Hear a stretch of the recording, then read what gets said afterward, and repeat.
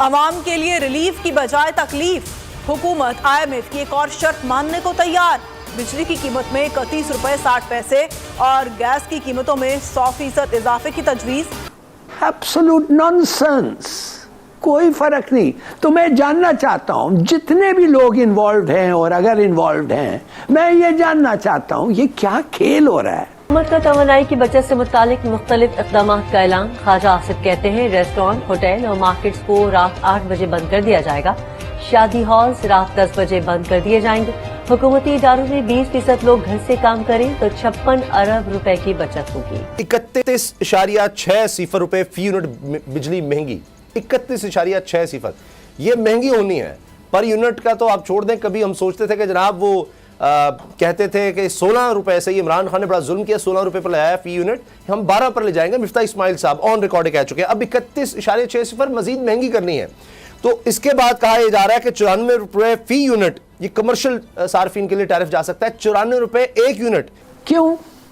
اس لیے کہ یہ دو پارٹیز، یہ لوگ، یہ سیاستدان اور بھی جو لوگ ان کے ساتھ ملوث ہیں، ایک ملک کو آرڈینریلی کامن سینس وائز نہیں چلا سکتے کہ اس قسم کے فالز آتے ہیں اسٹاک مارکیٹ میں۔ معاف کریے، اس سے we have not gone lower than this. یہ آج کا پاکستان کی جو ریپوٹیشن، ایڈمنسٹریشن، مینجمنٹ اور ڈیسیشن میکنگ ہے، میرے خیال میں اس سے بدتر کبھی نہیں ہوا ہے۔ اگر آپ مجھ سے قربانی لے رہے ہیں کہ یار ہم اس وقت کرائسس میں ہیں، آپ قربانی دیں اور میں قربانی دوں، اور آپ عیاشیاں کر رہے ہوں، آپ مزے کر رہے ہوں، آپ فضول چیزوں پہ پیسہ خرچ کر رہے ہوں، تو میں تو چیخوں گا نا بھائی، میں تو کہوں گا کہ مجھ سے آپ قربانی ایکسپیکٹ کرتے ہیں، مجھ سے آپ قربانی لینا چاہتے ہیں، خود آپ یہ عیاشیاں کر رہے ہیں، یہ فضول میں پیسہ خرچ کر رہے ہیں۔ ایک طرف آپ کی جو ہے وہ 100 کے قریب سرکاری عہدیدار ہیں، کابینہ کو ملا کے آپ عیاشیاں کر رہے ہیں، آپ لوٹ مار کر رہے ہیں، آپ اپنے آپ کو بری کروا رہے ہیں۔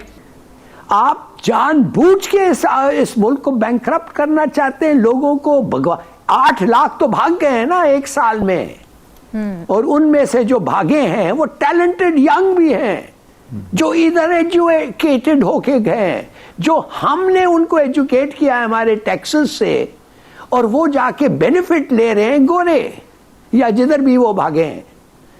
تو یا I'm so sorry، یہ کس قسم کا ریشنال ہے؟ سر دیکھیں، خواجہ صاحب نے بیٹھے بٹھائے خواہ تاجروں کو چھیڑ دیا ہے، یہ بڑا مشکل کام ہے۔ آپ اگر حکومت نہیں صحیح چلا سک رہے تو آپ چھوڑ دیں یار، مطلب ہمیں کیوں مصیبت میں؟ پہلے کرونا میں ہم مصیبت میں رہے، پھر انہوں نے آتے ساتھ 9 بجے دکانیں بند کر دی، ابھی ہمیں یہ ڈیفالٹ کر کے نہ پھر ملک کو ڈیفالٹ کریں گے، تو ان کی مہربانی ہے، ہم یہ بالکل نہیں کر سکتے، یہ ناممکن کام ہے۔ دوسری بات یہ ہے کہ ہم 6 سے رات 10 بجے تک پیک آور میں سب سے مہنگی بجلی خریدتے ہیں۔ اگر تاجر 1 کروڑ تاجر ہے ملک کا جو کمرشلی کاروبار کرتا ہے، وہ اگر بجلی مہنگی نہیں خریدے گا تو پیسے کہاں سے آئیں گے حکومت کے پاس؟ یہ توانائی بچاتے بچاتے معیشت کا بٹھا گول کر دیں گے۔ تو اس طرح تو نہیں ہوتا۔ حالانکہ ہمارے ساتھ عہد کیا تھا وزیر اعظم صاحب نے کہ ہم جب بھی کوئی ایسا کام کریں گے آپ لوگوں کے ساتھ بیٹھ کر، چونکہ انہوں نے 3000 کا جب ٹیکس لگایا تھا بجلی کے بلوں میں، آپ کو یاد ہوگا، پھر معذرت کی تھی مفتاح اسماعیل صاحب نے کہ ہم سے غلطی ہو گئی ہے، تو ہم انہیں کہتے ہیں 1 گھنٹہ لوڈ شیڈنگ کر لیں لیکن کاروبار بند نہ کرائیں 8 بجے۔ اس سے بڑا نقصان ہوگا ملک کا۔ ہمارا کاروبار تو ایک کلچر بن چکا ہے کہ شام کو ہے اچھے حالات میں، ہمیں دنیا کی مثال دیتے ہیں تو دنیا تو خوشحال ہے، ہم تو خوشحال نہیں ہیں، ہم تو سارا دن مشکل میں ہوتے ہیں، اور اس وقت حالات اتنے مشکل ہو چکے ہیں تاجر کے لیے کہ وہ چاہتا ہے کہ میں ساری رات بھی بیٹھا رہوں، کوئی 1 آدھ 2 گاہک آ جائیں تاکہ میں بھی اپنے گھر کا خرچہ چلا لوں۔ کہ ان کو 200 سال الیکٹ کرتے جائیں پھر جا کے ترقی ہوگی؟ یہ کیا ہو رہا ہے ہمارے ساتھ؟ ہماری الیکٹریٹ کس قسم کی الیکٹریٹ ہے؟ معاف کریے، I'm sorry، میں سمجھ ہی نہیں سکتا ہوں کہ ہمارے ساتھ اس ملک میں کیا ہو رہا ہے۔ اور فائنلی میں یہ کہوں گا، آج سٹاک مارکیٹ 1100 پوائنٹ گرا ہے۔ یہ کیسے یہ حکومت چل رہی ہے؟ کیا سوچ کر آگے بڑھ رہی ہے؟ اب ان کو خیال آ گیا کہ ترقی یافتہ ملک میں تو صبح جو ہے وہ 3-4 بجے ہو جاتی ہے اور شام 6 بجے سب کچھ بند ہو جاتا ہے، لہٰذا ہم نے 8 بجے ہر کاروبار بند کر دینا ہے۔ تو یہ 8 مہینے پہلے کیوں نہ سوچ آئی پھر، اگر اتنی ہی ترقی کا یہ نسخہ تھا تو؟ دیکھیں بات یہ ہے کہ ملک چلانے کے لیے تو ان کو حکومت دی نہیں گئی تھی، ملک لوٹنے کے لیے ان کو دی گئی تھی۔ انہوں نے ملک ٹھیکے پہ لیا ہے، نوچنے کے لیے لیا ہے، کرپشن لوٹ مار کے لیے لیا ہے، پہلے سے جو ان کی کرپشن لوٹ مار تھی اس کو ختم کرنے کے لیے لیا ہے۔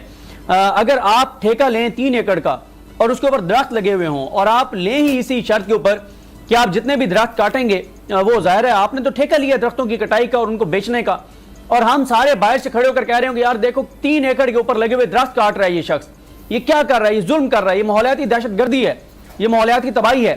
پہلے پاکستان بڑا ماحولیات سے تباہ ہے, بڑا ظلم ہو رہا ہے, بڑی زیادتی ہو رہی ہے, بڑا نقصان ہوگا ملک کا. آپ کہیں گے بھائی میں نے تو لیے ہی اسی شرط کے اوپر ہے یہ 3 ایکڑ کہ جو اس کے اوپر لگے ہوئے درخت ہیں وہ میں نے کاٹنے ہیں. ان کو اسی ڈیل کے تحت یہ حکومت دی گئی تھی, انہوں نے اسی ڈیل کے تحت لی ہے, انہوں نے احسان کیا کچھ لوگوں پہ, ان کے کہنے پہ انہوں نے حکومت لی, انہوں نے اپنی سیاست کو برباد کیا. اب ان کو حکومت دینے والوں کو بھی پتہ ہے اور لینے والوں کو بھی پتہ ہے. دینے والوں کو پتہ ہے کہ ہم نے ان کو حکومت کیوں دی تھی, کن شرائط پہ دی تھی, کیونکہ انہوں نے ہم پہ احسان کیا, کیونکہ انہوں نے ڈیلیور کیا, کیونکہ انہوں نے عمران خان کے خلاف اپنی سروسز پرووائڈ کی. تو اس کے بدلے میں انہوں نے بتایا ہوا تھا کہ ہم نے کیا کرنا ہے. نہ تو یہ بجلی سستی کرنے کے لیے آئے تھے, نہ یہ آٹا سستا کرنے کے لیے آئے تھے, ورنہ بتائیں نا وہ شہباز شریف صاحب نے کپڑے بیچنے تھے اور آٹا سستا کرنا تھا KPK میں, کیوں نہیں بیچے وہ کپڑے؟ یہ ان کے پاس تو زہر کھانے کے پیسے نہیں تھے. اب آج انہوں نے جو اعلان کیا ہے کہ جناب مارکیٹیں 8 بجے بند ہو جائیں گی, اصولی طور پہ میں اس سے اتفاق کرتا ہوں کہ پاکستان کے اندر یہ ہے کہ رات 12-1 بجے تک مارکیٹیں کھلی رہتی ہیں. دنیا کے بہت سے ملک ہیں جہاں پہ آپ دیکھیں کہ بہت جلدی مارکیٹیں بند ہو جاتی ہیں. ہمارا تو یہ ہونا یہ چاہیے کہ ارلی مارننگ دکانیں کھلنی چاہیے اور دن میں شاپنگ ہونی چاہیے جتنا ہمارے انرجی کرائسس ہے. اب آپ یہ جو 8 بجے مارکیٹیں بند کر رہے ہیں, آپ کہہ رہے ہیں کہ 8 بجے مارکیٹیں بند کرنے سے اور 20% سرکاری ملازمین کے ورک فرام ہوم کرنے سے آپ کہہ رہے ہیں کوئی 70-80 ارب روپے کی بچت ہو جائے گی. دوسری طرف آپ نے 1100 ارب روپے کا اپنے آپ کو NRO دے دیا ہے. اسی پروگرام میں ہم نے سٹوری کی کہ 72-73 اراکین اسمبلی نے 1100 ارب کو NRO دے دیا. تو اس 1100 ارب میں سے بھائی آپ کوئی 100 ارب ریکور کر لیتے نا تو اب آپ کو پورے ملک سے قربانی نہ لینی پڑتی. دوسری بات یہ ہے کہ جب تک آپ خود قربانی نہیں دیں گے, عوام قربانی نہیں دے گی, آپ دیکھیں گے کہ تاجر اس کو مسترد کریں گے, ان کے معاملات گڑبڑ ہوں گے اور ان کے لیے مشکلات ہوں گی, اور ہونی بھی چاہیے. جب یہ خود اس وقت کرپشن لوٹ مار کر رہے ہیں, 2 ارب روپے انہوں نے دوروں پہ خرچ کر دیے ہیں ایک وزیر خارجہ نے, اور خود یہ عیاشیاں کر رہے ہیں, جو منہ اٹھاتا ہے اس کو وہ بولتا ہے اس کو وزارت دے دیتے ہیں, MKM تھوڑا سا اشارہ کرتی ہے ان کو نواز دیتے ہیں, تو وہ باپ والے بات کرتے ہیں ان کو نواز دیتے ہیں, جو جس نے تھوڑا سا بھی ان کی مدد کی ہے اور ایک لسٹ ادھر سے آ جاتی ہے جو ان کو لائے ہیں کہ اس کو بھی عہدہ دے دو, اس کو بھی عہدہ دے دو, اس کو بھی, ان کو بھی عہدے مل جاتے ہیں.